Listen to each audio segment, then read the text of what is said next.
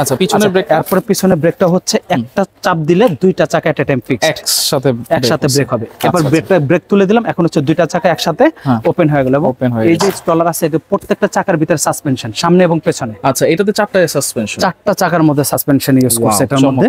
এটার যে ফ্যাব্রিকটা খুবই সফট ফ্যাব্রিক। আচ্ছা আচ্ছা ধরে বুঝতে পারবেন। এখন হলো আপনি লাগেজ সিস্টেম স্টলার ইউজ করতেছেন আপনার সুবিধার জন্য, এখন বেবি সুবিধার জন্য তো একটা সিস্টেমের প্রয়োজন, তাই না? অবশ্যই অবশ্যই। আপনি ঠেলবেন, বেবি তো আপনাকে দেখতেছে না, তখন কি করবেন? হ্যান্ডেলটা সামনে নিয়ে আসলেন, বেবি এখন আপনাকে দেখলো, আপনি ঠেলতেছেন, তো বেবিকে যখন বসা দিবেন ওর সিটটা সামনে চলে আসবে, ও কিন্তু আপনাকে বারবার ধরতে যাবে, রাইট, আপনাকে বারবার ধরতে চাইবে। এই শোল্ডার বেল্টটা ইউজ করবেন, এই হ্যান্ডেলটা বড় করা যাবে। এখন বেবিকে দেখবেন, আচ্ছা, আর হচ্ছে পুশ করবেন। এটার মধ্যেও কি কি থাকবে? এটার মধ্যে হচ্ছে এটার অপশনগুলো কিন্তু অনেক অপশন। আচ্ছা এটার মধ্যেও কিন্তু একটা নেট আছে, আচ্ছা মশারি থাকবে।